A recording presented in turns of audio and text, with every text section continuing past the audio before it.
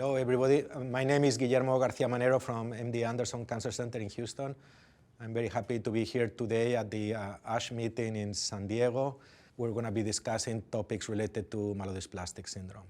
Hi, I'm Jamie Koprivnikar. I'm from the John Theurer Cancer Center at Hackensack University Medical Center. It's a pleasure to be here today.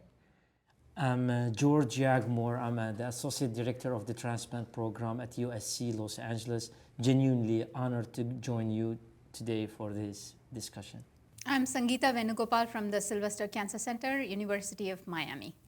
So let's start talking about some of the other compounds and interventions. So let's start with the first one, that is maybe Imetelstat, the presumed telomerase inhibitor. What are your takes on this Imetelstat study? Well, I mean, our colleague Zaidan presented in ASCO the data of the Yaghmour study, randomized control study for patients also refractory or they exposed to erythropoietin stimulant agent, and the data are very much encouraging, and the also response rate and the tolerability of the treatment in low-risk MDS also made me think from that data that, okay, now command study are moving luspatercept to upfront. So now what about the telomerase inhibitor? If we feel luspatercept is going to be our new practice to switch those patients, or should we combine it at some point if they fail? What do you think? You know, I think the data is really interesting. I do think, we haven't had a good option for patients with a serum EPO level greater than 500, but it looks like maybe Imetelstat may fill that need.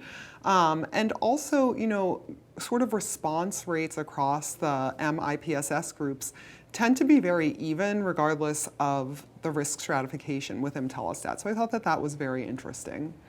Do you have any issues with the degree of neutropenia, thrombocytopenia, and the time it takes for this drug to give you a response? Do you think that's going to be problematic in the clinic, or? I do think with worsening cytopenias that we may see some difficulties. Certainly that was reported as part of the abstract here. So that is, I think a consideration and a concern for some patients. I do agree. I forgot to mention cytopenia might be a challenge, but at the end, it's also the balance, and it is going to be case-by-case decision. And then the other compound, I think, of very significant interest, and it tells you how fast things go, is that apparently there is already a kind of, I don't know if this is the proper term, but let's say a second-generation TGF-beta modulator, this compound KER-050. This was presented last year, well, not last year, this past EHA. It also feels like last year to me already. But so what are your takes on this? Do you think that a drug like that could have a role, or it's actually quite fascinating, right? Well, correct me if I'm wrong, but we were just talking about Imetelstat having these issues with cytopenias. I believe with this agent we actually saw some platelet responses. So I think that's really interesting, and also some signals that it's maybe modulating inflammation, some decreasing ferritins. So I think this is one of the many very exciting therapies coming down the pike.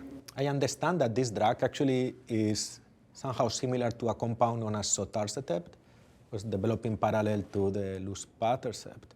So I'm not sure if it has some type of chemical modification or not, but it's really intriguing that we'll have a drug working kind of the same pathway. And I think at the end, these are all good news, right? Because, Sangeetha was talking about, del 5Q minus, not knowing. But now the reality is that as we develop these drugs and get them approved, we come with kind of new needs, right? And one need is like, okay, you get this great drug, luspatercept, but now you are not responding anymore. What do I do after that? So it's going to be interesting to see if these drugs will have a second, a place as a second line post-luspa or post-ESA, depending on what you do. And as you're saying, should we combine them? And maybe understand what is the true molecular context where these drugs work better. Perhaps they are not all the same for all patients with lower risk MDS, going back to this molecular heterogeneity that we have. I concur about that, targeting the activin type 2 receptor, targeting the SMAD pathway and regulator of the inflammatory process that helps in the platelets recovery. Honestly, from the phase 2 data, that coming this ASH also they're going to update us about it. It's exciting and very much promising additional option and new generation of transforming growth factors pathway inhibitor.